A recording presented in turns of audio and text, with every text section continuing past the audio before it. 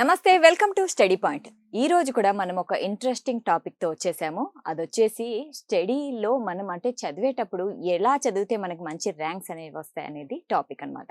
So ఈ విషయాల మీద మనతో మాట్లాడడానికి మనతో పాటు ఉన్నారు career success coach, Limca record holder in memory, chief mentor from Majors academy, doctor CS Vepa గారు. So let's welcome him. నమస్తే సార్. నమస్తే అమ్మా. సార్, కొంతమంది పిల్లలు 10 గంటలు చదివేస్తుంటారు. కానీ వాళ్ళకి ఎలా చదవాలో, ఎంత చదవాలో తెలీదు. సో, ఎలా చదివితే ర్యాంక్ అనేది వస్తుందంటారు? మనం సాధారణంగా పేరెంట్స్ కానీ లేదా టీచర్లు కానీ బాగా చదువు, బాగా చదువు, బాగా చదువు అని విద్యార్థులకు సలహా ఇస్తారు తప్ప, ఆ బాగా అంటే ఏంటో ఎవ్వరు కూడా ఎక్స్‌ప్లెయిన్ చేయరు. అలాగే ఎక్కువసేపు చదివితే ఎక్కువ చదువుకున్నట్టు, ఎక్కువ కంటెంట్ లోపలికి వెళ్ళిపోయినట్టు, ఎక్కువ గుర్తుపెట్టుకున్నట్టు అని ఒక మిత్ అనేది అందరిలో కూడా ఉంది. అసలు మనకి ఏదైనా ఒక పనిలో విజయం సాధించాలి అంటే మనం అనుకున్న ఎఫెక్ట్ రావాలంటే కనుక దానికి యాక్షన్ ముఖ్యం. కానీ యాక్షన్ అనేది ఒక పద్ధతిగా ఉండాలంటే దానికి ఒక ప్లాన్ అనేది ముఖ్యం. అలాగే చదువు కూడా ఒక ప్లాన్ ప్రకారం మనం చదివితే ఆ విద్యార్థి అనుకున్నటువంటి మార్కులు సాధించడానికి వీలుంటుంది. ఎలా చదువుకోవాలో మనం ప్లాన్ వేసుకోవడమే స్టడీ ప్లాన్. సో, ఈ స్టడీ ప్లాన్ ఎలా ఉండాలి అంటారు? ఎలా ఉంటే మనకి ర్యాంక్స్ వస్తాయంటారు? స్టడీ ప్లాన్ మనకి పిల్లలకి గానీ, పెద్దవాళ్ళకి గానీ ఎవరికైనా సరే, అంటే ఏ తరగతిలో ఉన్న వాళ్ళకైనా, ఏ కాలేజీలో ఏ కోర్సు ప్రొఫెషనల్ కోర్స్ చదువుతున్న వాళ్ళకైనా ఎవరికైనా ఇది అవసరమే. అంటే ఒక ఆబ్జెక్టివ్ మార్కుల కోసం మనం చదువుతాం. ఫైనల్‌గా మనకి కొలబద్ద ఏంటి? మార్కులే, ర్యాంక్సే. కాబట్టి అందులో మనకు కావాల్సినటువంటి ర్యాంక్ కానీ, మార్కులు గానీ రావాలంటే కనుక దానికి తగిన విధంగా మనం ప్లాన్ చేసుకోవాల్సిన అవసరం ఉంటుంది. కాబట్టి అది సెమిస్టర్ ఎగ్జామా? లేకపోతే మైనర్ ఎగ్జామా? లేకపోతే యాన్యువల్ ఎగ్జామినేషనా? దాన్ని బట్టి మన స్టడీ ప్లాన్ అనేది తయారు చేసుకోవాల్సి ఉంటుంది. అలాగే ఆ విద్యార్థికి ఉన్నటువంటి స్ట్రెంగ్త్స్ ఏంటి? వీక్‌నెసెస్ ఏంటి? మొత్తం ఎన్ని సబ్జెక్టులున్నాయి? తర్వాత ఏ సబ్జెక్ట్‌లో అతనికి ఆల్రెడీ ప్రావీణ్యం అనేది ఉంది, కంఫర్ట్‌గా ఉంది. అలాగే ఏ సబ్జెక్టు గానీ, ఏ పేపర్ గానీ ఎక్కువ టఫ్‌గా ఉంటుంది. ఇవన్నీ కూడా దృష్టిలో పెట్టుకొని స్టడీ ప్లాన్ అనేది ఇండివిడ్యువల్‌గా తయారు చేసుకోవాలి. అయితే ఇక్కడ నా ఒక క్వశ్చన్ సార్. కొంతమంది స్టూడెంట్స్ ఏం చేస్తారంటే స్టడీ ప్లాన్ వేసుకుంటారు. వేసుకున్నాక మారుస్తూ ఉంటారు. సో, దాంతో ఏది పూర్తవ్వకుండా పోతుంది. ప్లాన్ వేసేది మనం అది పాటించడానికే. ప్లాన్ ఎప్పటికప్పుడు మారుస్తూ ఉంటే కనుక దాన్ని మనం ప్లాన్ అని అనం. ఓకే. ప్లాన్ అనేది మనం సెల్ఫ్ డిసిప్లిన్ చాలా అవసరం. సో, మొదట్లో ఏంటంటే ప్లాన్ వేసుకున్నప్పుడు లాంగ్ టర్మ్‌గా దానికి ఒక 1 వీక్ అంతా మనం పాటించిన తర్వాత కొన్ని ఇన్‌పుట్స్ వస్తాయి. అంటే మనకి ఎప్పుడు కాన్సంట్రేషన్ ఉంటుంది, ఎప్పుడు ఉండట్లేదు. మీరు 2 గంటలు పెట్టుకున్నారు కానీ గంటన్నరే చదవగలుగుతున్నారు. ఇలాంటి చిన్న చిన్న అడ్జస్ట్‌మెంట్లు ఒకసారి మనం గమనించుకొని అప్పుడు ఒక్కసారి ప్లాన్ మార్చుకుంటే సరిపోతుంది. ఆ తర్వాత నుంచి మాత్రం ఖచ్చితంగా అదే ప్లాన్‌ని పాటించాలి. బ్రెయిన్‌కి ఏంటంటే మనం కొద్ది రోజులు పాటిస్తే అది ఆటోమేటిక్‌గా బ్రెయిన్‌కి అది నచ్చుతుంది. మొదట్లో నచ్చదు కానీ తర్వాత నచ్చుతుంది. ఎవరికైనా సరే ఏ స్టూడెంట్‌కైనా చదవాలంటే కొంచెం బద్ధకంగా ఉంటుంది. కొంచెం కష్టంగా ఉంటుంది. బ్రెయిన్ ఎప్పుడు కూడా ఈజీ మెథడ్‌కి వెళ్ళిపోతుంది. సో, మనం కొద్ది రోజులు బ్రెయిన్‌కి ఆ ఈజీ మెథడ్ కాదు, మనకి మార్కులు ఇచ్చేటువంటి మెథడ్ ఇది కాబట్టి ఇదే ఫాలో అవుతానని మనం ఎవరికి వాళ్ళు ఆ ఇన్‌స్ట్రక్షన్స్ ఇచ్చుకున్నప్పుడు ఖచ్చితంగా ప్లాన్ అనేది వేసుకోవడము, ప్లాన్ అనేది పాటించడము 2 కూడా జరుగుతాయి. అయితే కొంతమంది టాపర్స్ వాళ్ళు స్టడీ ప్లాన్ వేసుకొని కంప్లీట్ చేస్తారు. అయితే కొంతమందికి ఎలా స్టడీ ప్లాన్ వేసుకోవాలో కూడా తెలియదు. అంటే ఒక ఎఫెక్టివ్ స్టడీ ప్లాన్ ఎలా ఉంటుంది? ఎఫెక్టివ్ స్టడీ ప్లాన్ ఎప్పుడొస్తుందంటే, ఆ స్టూడెంట్ యొక్క స్ట్రెంగ్త్స్ అండ్ వీక్‌నెసెస్ దృష్టిలో పెట్టుకొని, తనకి ఉన్న పరిస్థితుల ఆధారంగా ప్లాన్ వేసుకుంటేనే అది ఎఫెక్టివ్‌గా ఉంటుంది. అంటే మంచి రిజల్ట్ అనేది ఇస్తుంది. వేరే వాళ్ళు టాపర్స్ సక్సెస్ ప్లాన్ అని, టాపర్స్ స్టడీ ప్లాన్ అని చెప్పి, వాళ్ళ ఇంటర్వ్యూలో గానీ, వాళ్ళు ఎలా చదివారని గానీ చెప్తూ ఉంటారు. అవి మనం ఎప్పుడూ కూడా 100% కాపీ చేసుకోకూడదు. ఒకళ్ళకి వర్కౌట్ అయినటువంటి ప్లాన్ వేరే వాళ్ళకి పూర్తిగా వర్కౌట్ కాదు. అదే అడగబోతున్నాను. కొంతమంది స్టడీ ప్లాన్ వేసుకున్నాక అది వేరే వాళ్ళు కూడా ఫాలో అవ్వచ్చా? తప్పకుండా పాటించకూడదది. 100% దే షుడ్ నాట్ ఫాలో. అంటే ఇండివిడ్యువల్ వాళ్ళకి. ఎందుకంటే అతనికి ఒక ప్లాన్ వర్కౌట్ అయింది, మార్కులొచ్చాయి అంటే కనుక అతని ఇండివిడ్యువల్ స్ట్రెంగ్త్స్ అండ్ వీక్‌నెస్‌ని బేస్ చేసుకొని ఆ ప్లాన్ అంతా అతను తయారు చేసుకుంటాడు. కానీ ఎవరైతే ఫాలో అవ్వాలనుకుంటున్నారో వాళ్ళకి కూడా కొన్ని స్ట్రెంగ్త్‌లు, వీక్‌నెస్‌లు ఉంటాయి కదా! వాటిని దృష్టిలో పెట్టుకోకుండా మక్కికి మక్కి కాపీ చేస్తే కనుక అది కంపల్సరీగా నెగెటివ్ రిజల్టే ఇస్తుంది. ఆ డిసప్పాయింట్‌మెంటే మిగులుతుంది. కొంతమంది చదువుకునేది గుర్తు రాదు. వాళ్ళు స్టడీ ప్లాన్ వేసుకున్నా గూడా. సో వాళ్ళకి ఏమన్నా టిప్స్ ఇస్తారా? మన స్టడీ అంటే కేవలం చదువుకోవడమే కాదు. ఆ ఎగ్జామినేషన్‌కి కావాల్సినటువంటి ఏమేం పనులు చేయాలో, ఫర్ ఎగ్జాంపుల్ చదువుకోవడం ఒకటి, నోట్స్ రాసుకోవడం ఒకటి, రివిజన్ చేసుకోవడం ఒకటి, రైటింగ్ ప్రాక్టీస్ ఒకటి, అలాగే వాళ్ళు రాసుకున్న ఆన్సర్‌ని వేరే వాళ్ళకి చూపించి దిద్దించుకోవడం కూడా, కరెక్షన్స్ అవసరం. కరెక్షన్స్ కూడా అవసరం. ఇవన్నీ కూడా స్టడీ కిందే వస్తాయి. కాబట్టి స్టడీ ప్లాన్ అంటే కేవలం పుస్తకం ఓపెన్ చేసి చదువుకోవడమే కాదు. మనకి ఎగ్జామినేషన్‌కి కావాల్సినటువంటి అన్ని స్టెప్స్ కూడా అందులో కవర్ అవుతాయి. కాబట్టి వీళ్ళు ఎప్పుడూ కూడా ఇవన్నీ ఇంక్లూడ్ చేసుకొని స్టడీ ప్లాన్ చేయాలి. ఇప్పుడు మేజర్స్ అకాడమీలో మీ దగ్గరకొచ్చే స్టూడెంట్స్‌కి మీరు ఎఫెక్టివ్ స్టడీ ప్లాన్ ఇస్తారా? మేము కండక్ట్ చేసేటువంటి ప్రోగ్రామ్‌లో ఈ స్టడీ ప్లాన్ కూడా ఉంటుంది. అంటే మేము మెమరీ అండ్ స్టడీ స్కిల్స్ అని ఒక ప్రోగ్రామ్ కండక్ట్ చేస్తాము. ఆ స్టడీ స్కిల్స్‌లో భాగంగా పిల్లలకి అందరికీ కూడా ఎవరెవరు ఎట్లా వాళ్ళ స్ట్రెంగ్త్స్ అండ్ వీక్‌నెస్‌ని బట్టి ఎట్లా స్టడీ ప్లాన్ వేసుకోవాలి, ఎలా ఎఫెక్టివ్‌గా దాన్ని చేసుకోవాలి, దాన్ని ఎలా పాటించాలి, పాటించడంలో వచ్చేటువంటి కొన్ని ఇబ్బందులు కూడా ఎలా ఉంటాయి, వాటిని ఎలా అధిగమించాలా, వీటన్నిటి మీద కూడా తగిన శిక్షణ ఇచ్చిన తర్వాత వాళ్ళ స్టడీ ప్లాన్ వేసుకునేటట్టు మేము చేస్తాం. ఒక్కొక్క స్టూడెంట్‌ని బట్టి వాళ్ళ స్ట్రెంగ్త్, వీక్‌నెస్‌ని బట్టి స్టడీ ప్లాన్ అనేది ఉంటుంది కదా! సో, కొంతమంది చదవడానికి ఇష్టపడరు. సో, ఏమన్నా ఉంటాయా సెపరేట్ స్టడీ ప్లాన్? అంటే దాంట్లో ఇంక్లూడింగ్ గేమ్స్ అవి కూడా యాడ్ చేస్తారా? తప్పకుండాను. మనకి ఇండియాలో ట్రైన్స్ ఉన్నాయి. ప్యాసింజర్ ఉంటుంది, ఎక్స్‌ప్రెస్ ఉంటుంది, మెయిల్ ఉంటుంది, సూపర్ ఫాస్ట్ ఉంటుంది. అలాగే ఇప్పుడు వందే భారత్ అట్లా రకరకాలు ఉన్నాయి కదా! అలాగే పిల్లల్లో కూడా కొంతమందికి స్టార్టింగ్ ట్రబుల్ ఉంటుంది. ఆ స్టార్టింగ్ ట్రబుల్ ఉందా? లేకపోతే వీళ్ళకి కాన్సంట్రేషన్ ఎక్కువగా ఉండట్లేదా? లేకపోతే వీళ్ళ సబ్జెక్టే అర్థం కావట్లేదా? అలా ఒక్కొక్కళ్ళకి ఒక రకమైనటువంటి ప్రాబ్లమ్స్ ఉంటుంది. కానీ అందరికీ ఒక కామన్ ప్రాబ్లమ్ ఏంటంటే కొంచెం స్టార్టింగ్ ప్రాబ్లమ్. ఆ స్టార్టింగ్ ప్రాబ్లమ్‌ని మన దగ్గరుండి వాళ్ళని ఓవర్‌కమ్ చేయగలిగితే, అంటే ఈ స్టడీ ప్లాన్ ఎలా వేసుకోవాలి? ఎట్లా వాటిని పాటించాలి? ఎలా మెల్లిగా పెంచుకుంటూ పోవాలి? సపోజ్ టార్గెట్ రోజుకి 5 గంటలు చదవాలంటే, మనం మొదటి రోజు 5 గంటలు పెట్టేస్తే వాళ్ళు డెఫినిట్‌గా బౌన్స్ అయిపోతారు. వెళ్ళరు. సో, కంటిన్యూ చిన్న చేయరు. చిన్నగా పెంచుకుంటూ చిన్న రావాలి. చిన్నగా పెంచుకుంటూ వెళ్ళాలి. సో, వాళ్ళ ప్రస్తుతం ఉన్న కెపాసిటీని బట్టి మేము సజెస్ట్ చేస్తాము. అరగంట నుంచి స్టార్ట్ అవుతుంది. అట్లాగే 5 గంటల వరకు కూడా మనం తీసుకెళ్ళగలుగుతాం. ఇవన్నీ కూడా మనం ప్రాక్టికల్‌గా ఎదురుగుండా వాళ్ళ చేత మనం చేయిస్తాం కాబట్టి, వాళ్ళకుండే డౌట్స్ అన్నీ కూడా అడగగలుగుతారు. సో, తద్వారా వాళ్ళకి కాన్ఫిడెన్స్ వస్తుంది సిస్టమ్ మీద, ఈ ఈ టెక్నిక్ మీద. అది పాటించగలుగుతారు. అంటే మీరు స్టడీ ప్లాన్ ఇచ్చాక వారం వారం చెక్ చేస్తారా? వాళ్ళు చేస్తున్నారా? స్టడీ ప్లాన్ నేను ఇవ్వను. స్టడీ ప్లాన్ వాళ్ళ చేతే వేయించి దగ్గరుండి చూసి, వాళ్ళు సరిగ్గా వేసుకున్నారా మానిటర్ లేదా చేస్తారు. మానిటర్ చేసి వాటిని వాళ్ళ చేతే కరెక్షన్ చేస్తాను. ఓకే. ఇది ఎప్పుడూ కూడా మనం ఇంపోజ్ చేయకూడదు. యాస్ ఎ ట్రైనర్ మేము ఫెసిలిటేట్ చేస్తాం. అంటే స్టూడెంటే తనంతట తనే చేయగలుగుతాడు. ఎప్పుడైతే తన ప్లాన్ తను చేసుకోగలుగుతాడో, అతనికి ఎక్కడ లేని కాన్ఫిడెన్స్ అనేది వస్తుంది. నేను చేయగలిగాను అన్న చేయగలని కాన్ఫిడెన్స్ అంటే హి వస్తుంది. Feels like that is his baby అన్నమాట. ఆ! సో, దాంతో వాళ్ళకి ఎఫెక్షన్ పెరుగుతుంది. పాటించడానికి ఎక్కువుంటుంది. అలా కాకుండా నేనే ఒక స్టడీ ప్లాన్ ఇచ్చేస్తే కనుక ఒకే ప్లాన్ అందరికీ సరిపోదు. అదొక ప్రాబ్లము. రెండోది ఎవరో ఇచ్చారంటే వాళ్ళకంత ఇంట్రెస్ట్ అనేది కూడా ఉండదు. కాబట్టి ఎఫెక్టివ్ ట్రైనింగ్ ప్రోగ్రామ్‌లో మేము చేసేది కూడా అంతా కూడా ఫెసిలిటేషన్. సో, వాళ్ళే ఒక ప్లాన్ తయారు చేసుకునే స్థితికి మేము తీసుకొస్తాం. So, that is our speciality. Oh! Super sir. Very nice. వింటుంటేనే చాలా బావుందనమాట. సో, ఇలా చదివితే ఎవరికైనా ర్యాంక్స్ అనేది ఎందుకంటే ప్లానింగ్ అనేది చాలా ఇంపార్టెంట్. ఇప్పుడు ఫర్ ఎగ్జాంపుల్ జనరల్‌గా చూసుకుంటే కొంతమంది స్టూడెంట్స్‌కి 1 వీక్ స్టడీ ప్లాన్ వేసుకొని సరిగ్గా చేయలేకపోతారు. నెక్స్ట్ వీక్‌కి అది ఫెయిల్ అయితుంది. సో, అలాంటి వాళ్ళకి ఏం చేయాలంటారు? అంటే మనం ప్లాన్ వేసుకున్నప్పుడే ఎటువంటి ఇబ్బందులొస్తాయి అన్నది కూడా పిల్లలకి మనం తెలియజెప్పాలి. ఫర్ ఎగ్జాంపుల్ వారం రోజులు వేసుకున్నారు. 3 రోజులు అయ్యాక ఏదో బంధువుల ఇంట్లో ఫంక్షన్‌కో లేకపోతే ఏదో కార్యక్రమం బయటికెళ్ళాల్సొస్తుంది. డిస్టర్బ్ అవుతాను.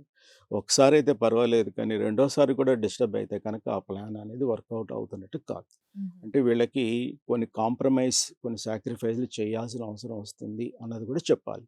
ఫర్ ఎగ్జాంపుల్ పిల్లలు ఎలా ఉండాలంటే మీరందరూ వెళ్ళండమ్మా, అమ్మా, నాన్న మీరు వెళ్ళండి. బట్ నేను మాత్రం ఇక్కడే ఉండి చదువుకుంటాను అని చెప్పే స్థితిలో ఉండాలి. అది ఆళ్ళు ఎప్పుడు చెప్పగలుగుతారంటే కనుక వాళ్ళకి మిగతా విషయాల కన్నా చదువు అనేది ఇంపార్టెంట్ అని రియలైజ్ అయ్యి స్టిక్ అనే ఉన్నప్పుడు మాత్రమే చెప్పగలుగుతారు. వాళ్ళని ఆ స్థితికి తీసుకురావడమే ట్రైనింగ్ యొక్క ఉద్దేశ్యం. చేయాలి. ఏదైనా ఫంక్షన్స్ ఉన్నా లేదు లేదు. ఇది సో, ఐ మనకి have to important. Study now. ఇక్కడ ఫంక్షన్‌కి వెళ్ళకపోతే ఫంక్షన్ ఆగిపోదు. కానీ ఫంక్షన్‌కి వెళితే కనుక ఇతని చదువు అయిపోతుంది. ఆ అవేర్‌నెస్ వాళ్ళకొచ్చినప్పుడు they feel something they are missing. అంటే అక్కడికి వెళ్ళి వచ్చేటువంటి హ్యాపీనెస్ కన్నా కోల్పోయేది ఎక్కువ ఉంటుంది అన్న కంపారిజన్ వాళ్ళకి వచ్చినప్పుడు వాళ్ళు తప్పనిసరిగా స్టడీ కోసమే ఓటు వేస్తారు. ఓకే. ఇలా మనం ఆ మెచ్యూరిటీ లెవెల్స్ని పెంచగలుగుతాం. వాళ్ళు ఆలోచించేటట్టు మనం చేయగలిగితే డెఫినెట్గా వాళ్ళకి ఆ విచక్షణ అనేది పెరుగుతుంది. తద్వారా సరైన డెసిషన్ అనేది ఎలా తీసుకోవాలో తెలుస్తుంది. ఓకే. అంటే 2 సిట్యుయేషన్స్ వచ్చినప్పుడు మనకి ఏది ఇంపార్టెంట్ అనేది ఆ విద్యార్థి తెలుసుకునేలా మీరు చేస్తారు. 100%. చాలామంది ఒక ఎమోషన్ లెవెల్‌లో కొట్టుకొని వెళ్ళిపోతారు. వాళ్ళకి తెలీదు. సో, పేరెంట్స్ కూడా చెప్పేట ఉండకపోవచ్చు. ఓకే. లేదా పిల్లలకి వెళ్ళాలండి పేరెంట్ వద్దని చెప్తే పిల్లలు బాధపడతారు. పిల్లలు బాధపడతారేమో అని పెద్దలు, పెద్దలకి బాధపడతారేమో పిల్లలు. ఇట్లా ఇద్దరు కలిసి పిల్లలకి నష్టం మాత్రం చేస్తూ ఉంటాం. అలా కాకుండా మనం పెరుగుతున్న పిల్లలకి వాళ్ళ యొక్క విచక్షణ, వాళ్ళ యొక్క నిర్ణయం తీసుకునేటువంటి కెపాసిటీని కూడా మనం పెంచుకుంటూ వెళితే భవిష్యత్తులో వాళ్ళు ఒక మంచి లీడర్‌లుగా తయారవుతారు. ఇప్పుడు జనరల్‌గా చూసుకుంటే కొంతమంది స్టూడెంట్స్ రోజంతా చదువుతారు. వాళ్ళకి చదవాలనే ఉంటుంది. రోజంతా చదువుతారు. కానీ ఏది వాళ్ళకి తలకెక్కదు. మనం ఎన్ని గంటలు పిల్లలు స్పెండ్ చేశారు, లేకపోతే పుస్తకం పట్టు కూర్చున్నారని కాదు, ఎంత లోపలికి వెళ్ళింది అన్నది ఇంపార్టెంట్. సో, ఎప్పుడు కూడా పేరెంట్స్ పిల్లల్ని కదలకుండా కూర్చో, చదువు 3 గంటలు కథలకు, 2 గంటలు చదువు కథలకు అని ఒక ఫిక్స్ చేస్తారు. అవి ఎప్పుడూ కూడా కరెక్ట్ కాదు. ఓకే. నువ్వు కదలకు అంటే వాడికి ఆ మూమెంట్ నుంచే కదలాలనిపిస్తుంది. కరెక్ట్. కాబట్టి అప్పుడు ఏం చేయాలంటే వాళ్ళకి చిన్న చిన్న లైక్ హాఫ్ అన్ అవర్ నుంచి అలా మెల్లిగా పెంచుకుంటూ వెళ్తే సరిపోతుంది. తర్వాత ఎప్పుడు చదవడమే కాకుండా అన్ని రకాల యాక్టివిటీస్ లైక్ చదవడం కాసేపు, కాసేపేమో నోట్స్ రాసుకోవడము, లేకపోతే వాళ్ళు ఇప్పటిదాకా ఏం చదివారో దాని గురించి చెప్పడము. ఇలా వేరియస్ కాంబినేషన్ మనం పెట్టుకుంటే కనుక పిల్లల్లో ఆ మోనోటనీ అనేది రాకుండా మనం చూసుకోగలుగుతాము. సో, ప్రతి నిమిషం కూడా ప్రొడక్టివ్‌గా మనం యూజ్ చేసుకునేటట్టు ఉంటుంది. అంటే నేర్చుకోవడము, రివిజన్ చేయడము, వాటిని ప్రాక్టీస్ చేయడము ఇవన్నీ కూడా చదవడంలో భాగమే. ఇవన్నీ కాకుండా పక్కన పెట్టి ఓన్లీ పుస్తకం పట్టుకొని ఇలా చూడడం మాత్రం చదువు టైం అనేది వేస్ట్ కాదు. అంటారు. టైం వేస్ట్, ఎనర్జీ కూడా వేస్ట్.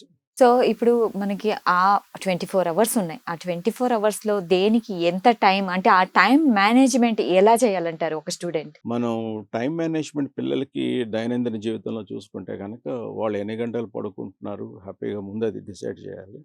ఓకే. సో, ఆ తర్వాత మామూలుగా భోజనానికి, మిగతా కార్యక్రమాలకి ఒక గంటన్నర, 2 గంటలైనా పోతుంది.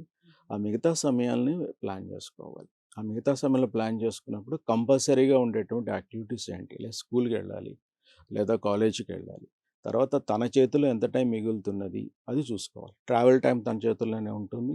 అలాగే కాలేజీకి గానీ, స్కూల్ గానీ వెళ్ళొచ్చిన తర్వాత ఆ టైంని ఏం చేస్తున్నారు? ఆ టైంలో మనం ఓన్లీ చదువుకు సంబంధించినవి కాకుండా ఎక్స్ట్రా కరిక్యులర్ యాక్టివిటీస్ కూడా ఇంపార్టెంట్. ఎందుకంటే 360 డిగ్రీ డెవలప్‌మెంట్ అన్నది విద్యార్థి దశ నుంచే మనం అలవాటు చేయాలి. సో, నలుగురితో కలవడం కానీ, ఆటలు ఆడుకోవడం కానీ ఇవన్నీ కూడా వాటికి కూడా సమయం ఇవ్వాలి. అన్నీ సమయం ఇస్తూనే మనం స్టడీస్‌కి ఎంత ఇస్తున్నాం అనేది ప్లాన్ చేసుకోవాలి. ఇన్‌ఫాక్ట్ మేము ఇచ్చేటువంటి టైమ్ టేబుల్‌లో పిల్లలకి ఒక హాఫ్ అన్ అవర్ ఎంటర్‌టైన్‌మెంట్ కూడా ఉంటుంది. ఓకే. అంటే schedule like physics, chemistry, biology ఇవన్నిటితో పాటు గేమ్స్ ఆర్ ఎంటర్‌టైన్‌మెంట్ అనేది కూడా ఒకటి షెడ్యూల్‌లో భాగంగా ఉంటుంది. ఎప్పుడైతే షెడ్యూల్‌లో అది భాగంగా ఉంటుందో బ్రెయిన్ అనేది డీవియేట్ కాదు. అంటే సాయంకాలం 6:30 నుంచి 7 గంటల వరకు ఆటలు అనుకోండి ఫర్ ఎగ్జాంపుల్ ఎవరికైనా సరే. పొద్దున్నుంచి పుస్తకం తీసుకున్నప్పుడు వాళ్ళకి ఆటల మీద దృష్టి పోదు. అలాగే ఒకవేళ మనం షెడ్యూల్ ఇవ్వలేదనుకోండి, పుస్తకం తీసిన దగ్గర నుంచి ఎప్పుడు మూసేద్దామా, ఎప్పుడు ఆడుకుందామా, ఎప్పుడు ఎంటర్‌టైన్‌మెంటా అనేది ఎంతసేపు ఆ యావ ఉంటుంది. అలాంటి ఐడియాస్ రాకుండా ఉండడానికి మనం షెడ్యూల్‌లో ఇస్తే కనుక బ్రెయిన్‌కి మన షెడ్యూల్ ముందే చెప్తాం కదా!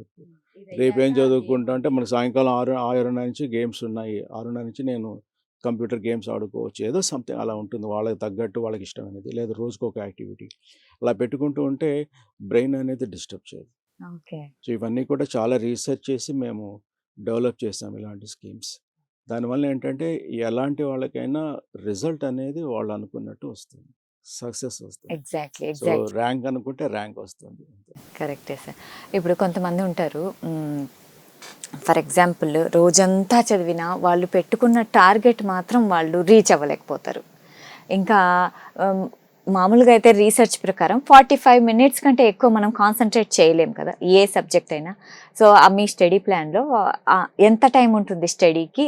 దాని తర్వాత అంటే మైండ్‌కి రిలాక్సేషన్ ఏమన్నా ఉంటుందా? సో ఈ టెక్నిక్స్ అన్నీ కూడా మేము వర్క్షాప్‌లో డీటెయిల్‌గా చెప్తాము. అంతేగాని ముందే చెప్పరు. కానీ ఇప్పుడు మీరు అడిగారు కాబట్టి ఒకటి చెప్తాను. ఓకే. సో సాధారణంగా మనం 1 అవర్‌కి ప్లాన్ చేసుకుంటే మెజర్‌మెంట్‌కి ఈజీగా ఉంటుంది. ఈ 1 అవర్‌లో ఏంటంటే వాళ్ళు ఒక 45 నిమిషాలు చదువుకోవాలి. ఓకే. తర్వాత వాళ్ళు పుస్తకం మూసేసి ఒక 10 నిమిషాల పాటు వాళ్ళు ఏం చదివారు అన్నది విజువలైజ్ చేసుకోవాలి. ఆ విజువలైజేషన్ కూడా ఎలా చేయాలనేది మేము నేర్పిస్తాం. సో 45 నిమిషాలు, 10 నిమిషాలు, 55 నిమిషాలు, మిగతా 5 నిమిషాలు వాళ్ళు కుర్చీలోంచి లేవాలి. లేచి రూమ్‌లో కానీ, ఇంట్లో గానీ కాస్త నడవాలి. కొంచెం కాళ్ళు, చేతులు స్ట్రెచ్ చేయాలి. Basic thing. అంతే. మళ్ళీ 1 అవర్‌కి దే ఆర్ రెడీ. ఇట్లా 45+10+5 ఈ యూనిట్స్ ప్రకారం వెళ్తే కనుక వాళ్ళు ఎంతసేపైనా హ్యాపీగా చదువుకోగలుగుతారు. అంటే బ్రెయిన్‌కి స్ట్రెస్ అనేది లేకుండా ఈజీ గోయింగ్ అన్నమాట. సో చాలా బాగా అంటే చెప్పారు ఇది సార్. వాళ్ళకి చదువుకున్నది వంట పడుతుందంటారు కదా మాట. అలా ఉంటుంది. చదువుకుంది గుర్తుంటుంది. హుహుహు. ఓకే. సో ఎప్పుడు కూడా అలాగ పట్టుకుని కూర్చుంటే కనుక బోర్ అనేది ఎవరికైనా వస్తుంది. సో పిల్లలకైతే మరీ వస్తుంది. సో కొంతమంది పిల్లలకి ఇష్టం లేని సబ్జెక్టులు ఎలా చదవాలో కూడా వీల్ ట్రైన్ దెమ్. ఓకే. కొంతమందికి మ్యాథమెటిక్స్ అంటే ఇష్టం ఉండదు. కొంతమందికి సైన్స్ అంటే ఇష్టం ఉండదు. అలా ఒక్కొక్కళ్ళకి ఒక్కొక్క ప్రాబ్లమ్ ఉంటుంది. ఆ ప్రాబ్లమ్ నుంచి కూడా వాళ్ళని ఎలా బయటపడేయాలన్నది మా దగ్గర టెక్నిక్స్ ఉన్నాయి. అవి మనం ఇండివిడ్యువల్‌గా వాళ్ళకి కావాల్సినప్పుడు చెప్తాం. స్టడీ ప్లాన్‌లో సబ్జెక్ట్ ప్రకారం ఒక్కొక్క సబ్జెక్ట్‌కి కొంచెం టైం అనేది ఇస్తారు కదా! సో మనకి ఇష్టమైన సబ్జెక్ట్‌కి ఎక్కువ టైము, ఇష్టం లేని సబ్జెక్ట్‌కి తక్కువ టైం ఉంటుందా? అంటే 2 రకాలుగా నేను అబ్జర్వ్ చేశాను పిల్లలు. ఇష్టమైంది కదా అని ఎక్కువ చదువుతారు. అదొకటి. రెండోది అమ్మో! ఇది నాకు రాదు, నాకు కష్టము అని అనుకుని దాని మీద ఎక్కువ టైం కూడా పెడతారు. 2 రకాల పిల్లలు కూడా ఉన్నారు. ఈ 2 కూడా అంత మంచివి ఓకే. మనం ఎప్పుడూ కూడా ఎగ్జామినేషన్‌లో దానికున్న విలువేంటి, దాన్ని బట్టి బ్యాలెన్స్‌డ్ ప్రిపరేషన్ కావాలి. ఎందుకంటే ఎగ్జామ్‌లో బ్యాలెన్స్‌డ్ పెర్ఫార్మెన్స్ కావాలి మార్కుల కోసం.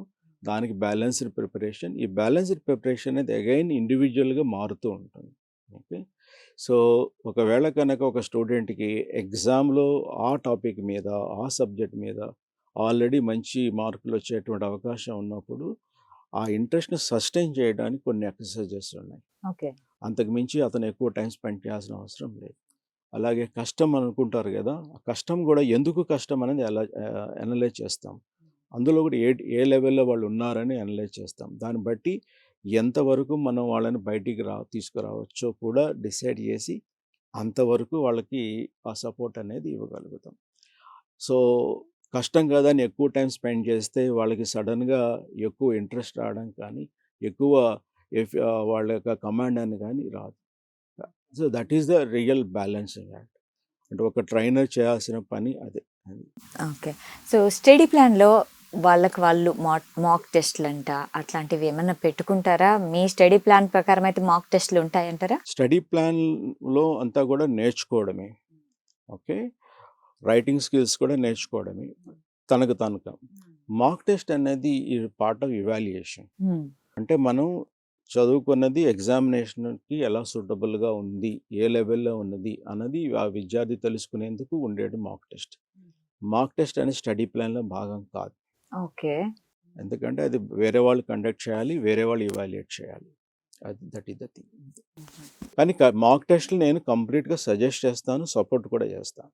ఎందుకంటే మాక్ టెస్ట్ వలన ప్రతి విద్యార్థి కూడా తన ఏ ప్రిపరేషన్ అన్నది ఎంతవరకు పెర్ఫార్మెన్స్ తను అనుకున్నది ఇస్తుంది అన్నది బేరీజు వేసుకోవడానికి 100% ఉపయోగపడుతుంది. అలాగే మాక్ టెస్ట్‌ల నుంచి ఎలా నేర్చుకోవాలో కూడా మనం వేరే ఒక ఎపిసోడ్‌లో పూర్తిగా డిస్కస్ చేద్దాం కంప్లీట్‌గా. మాక్ టెస్ట్‌లు అంటే ఏంటి? వాటిని ఎలా ఉపయోగించుకోవాలి అనే దాని మీద.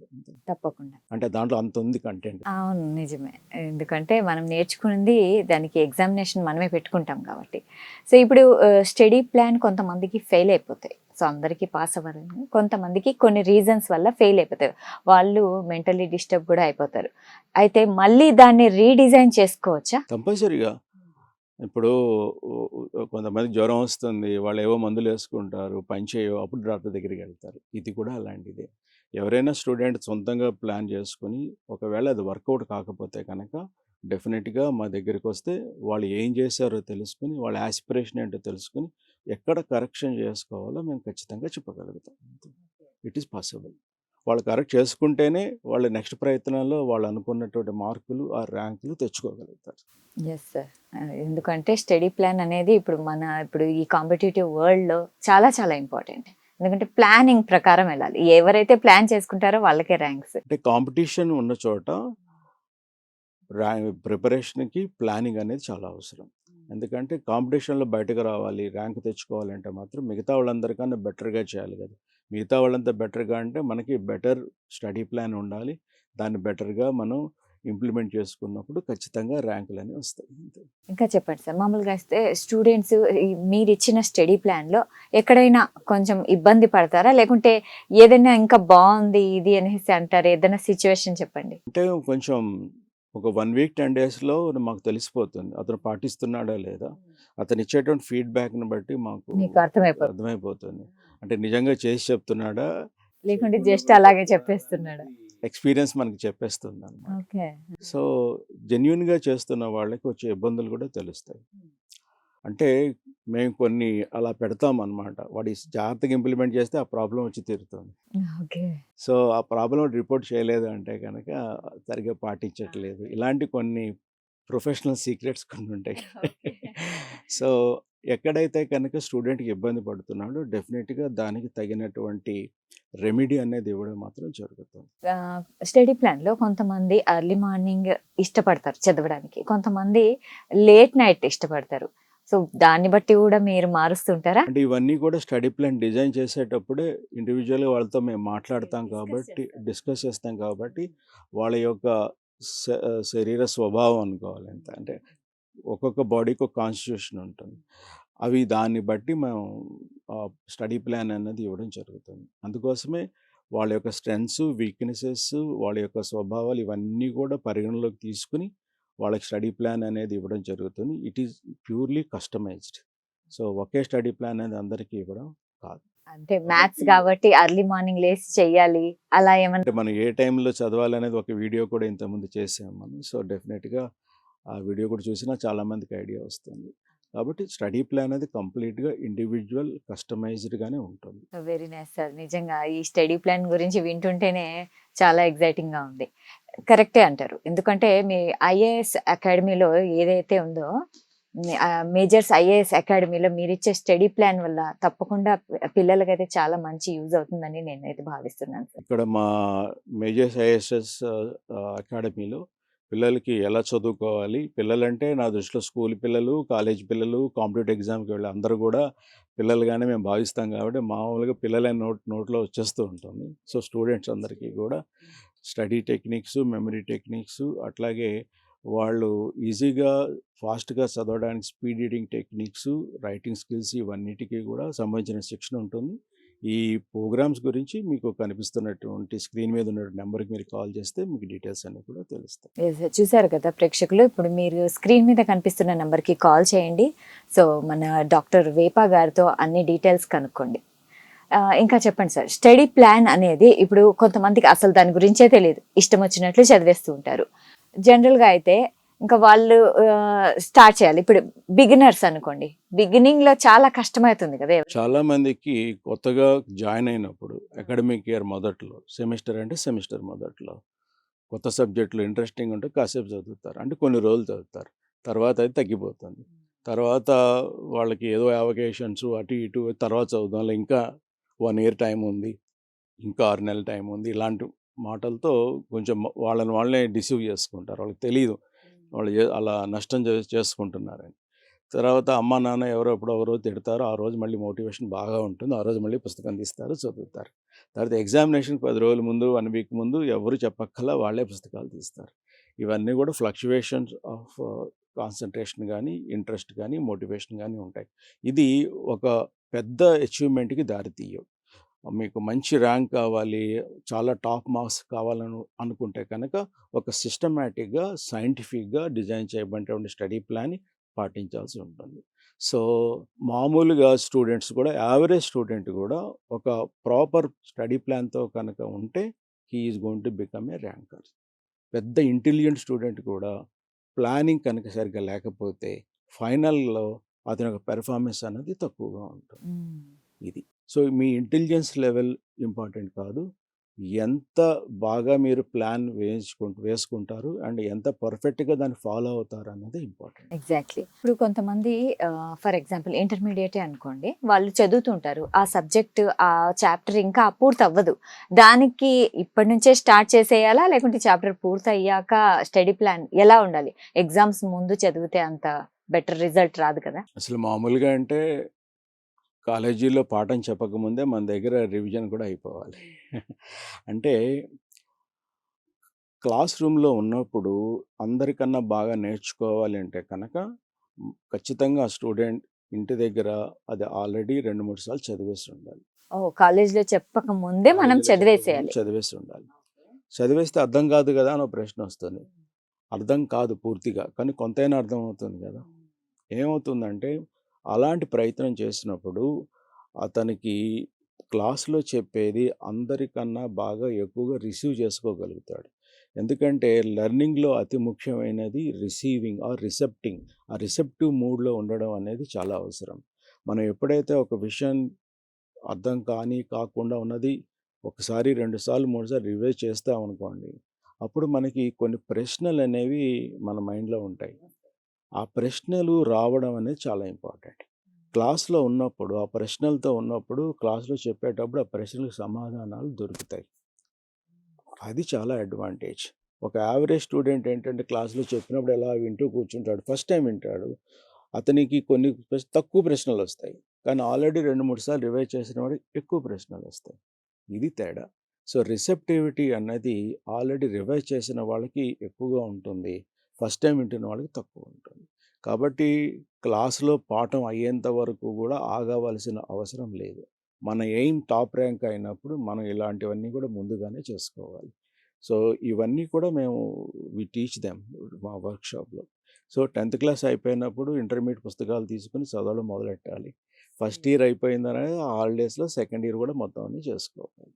ఇవి కంటిన్యూయస్‌గా జరిగేటువంటి ప్రక్రియ. అంటే మీరు ఎప్పుడైతే ఈ మోడ్ ఆఫ్ లెర్నింగ్‌కి అలవాటు పడతారో డెఫినిట్‌గా you are going to be a topper throughout your life. అది మాత్రం గ్యారంటీ. ఎగ్జాక్ట్లీ. మంచి పాయింట్ అయితే చెప్పారు. సో చూసారు కదా! ఆ స్టూడెంట్స్ ముందే అంటే టీచర్స్ చెప్పక ముందే మీరొకసారి బుక్స్ తీసి ఆ లెసన్ చదివేసేయండి. దాని మీద కొంచెమన్నా మీకు నాలెడ్జ్ వస్తది. మళ్ళీ టీచర్ చెప్పాక మీకు డౌట్స్ రావాలి అనేసి మనకి సీఎస్ వేప గారు అంటున్నారు. Correct sir. నిజంగా ఎగ్జాక్ట్లీ మంచి పాయింట్ ఇదైతే. ఇంకా ఇంకా చెప్పండి. ఇప్పుడు మామూలుగా ఇప్పుడు ఈ స్టడీ ప్లాన్ మనం యేసుకుంటాం కదా! వేసుకున్నాక ఇంకా టీచర్స్ చెప్తూ ఉంటారు. కొన్ని టాపిక్స్ అనేది ఇంట్రెస్టే ఉండదసలు. దానికి తక్కువ టైం ఇవ్వమంటారా? లేకుంటే ఇంకా ఎక్కువ టైం అంటే ఇవ్వమంటారా? మనం ఆ చాప్టర్ మీద ఎన్ని ప్రశ్నలొస్తాయి? అకాడమిక్ ఎగ్జామ్స్ అనుకోండి. బ్లూ ప్రింట్ అనేది ఉంటుంది. అంటే ఈ టాపిక్ నుంచి ఇన్ని ప్రశ్నలు, అయితే ఈ 2, 3 టాపిక్‌ల నుంచి చాప్టర్స్ నుంచి ఒక 5 మార్కుల కన్నా ఎక్కువ. అలాంటిది ఒక స్కీమ్ అనేది ఉంటుంది. దాన్ని బ్లూ ప్రింట్. బ్లూ ప్రింట్ అంటే ఎగ్జామినేషన్‌లో ప్రశ్న పత్రం తయారు చేయడానికి వాళ్ళు ఫాలో అయ్యేటువంటి స్కీమ్‌ని బ్లూ ప్రింట్ అని అంటారు. అకాడమిక్ ఎగ్జామ్స్ అన్నిటికి కూడా బ్లూ ప్రింట్ అనేది చాలా క్లియర్‌గా ఉంటుంది. కాబట్టి మనం కొన్ని గెస్ చేయొచ్చు. లేదా కొన్ని చాయిసెస్‌లో వదిలేయాలి అనుకున్నప్పుడు కూడా ఇలాంటి బ్లూ ప్రింట్ అనేది హెల్ప్ అవుతుంది. లాస్ట్ 2, 3 ఇయర్స్ ఎగ్జామ్స్ మనం దగ్గరలో పెట్టుకుంటే ప్రశ్నపత్రాలు ఖచ్చితంగా బ్లూ ప్రింట్ మనకు కూడా అర్థమవుతుంది. లేదా సిలబస్ ఇచ్చేటప్పుడు కూడా వాళ్ళు బ్లూ ప్రింట్ ప్రకారమే మనకు కొన్ని ఇస్తారు. దాన్ని బట్టి కూడా మనకి అర్థమవుతుంది. సో, వీటిని దృష్టిలో పెట్టుకొని వాళ్ళు ప్రిపేర్ అయితే వాళ్ళకి తక్కువ టైం ఉంది, లేట్‌గా మొదలెట్టారంటే కనుక వాళ్ళకి ఇచ్చేటువంటి స్ట్రాటజీ వేరే ఉంటుంది. ఫస్ట్ క్రైటీరియా పాస్ చేయించాలి. సెకండ్ క్రైటీరియా ఫస్ట్ క్లాస్ తెప్పించగలమా? ఆ 2 కూడా సాటిస్ఫై అయిపోతే ఇంక డిస్టింక్షన్ తెప్పించగలమా? ఇట్లా స్టెప్ వైస్ పెట్టుకొని వాళ్ళకి స్ట్రాటజీ అనేది ఇవ్వడం జరుగుతుంది. ఎగ్జాక్ట్లీ. చాలా చెప్పారు సార్. సో చూసారు కదా! ఇప్పటివరకు మనం స్టడీ ప్లాన్ ఎలా ఉండాలి? ఎలా ఉంటే మనకి ర్యాంక్స్ వస్తాయి అనేది డాక్టర్ సిఎస్ వేప గారు చాలా క్లియర్‌గా ఎక్స్‌ప్లెయిన్ చేశారు. సో ఇది ఇవాల్టి కార్యక్రమం. ఇంకో టాపిక్‌తో మళ్ళీ కలుద్దాం. Until then keep watching Prime nine. నిజం ఇదే మా ఇజం.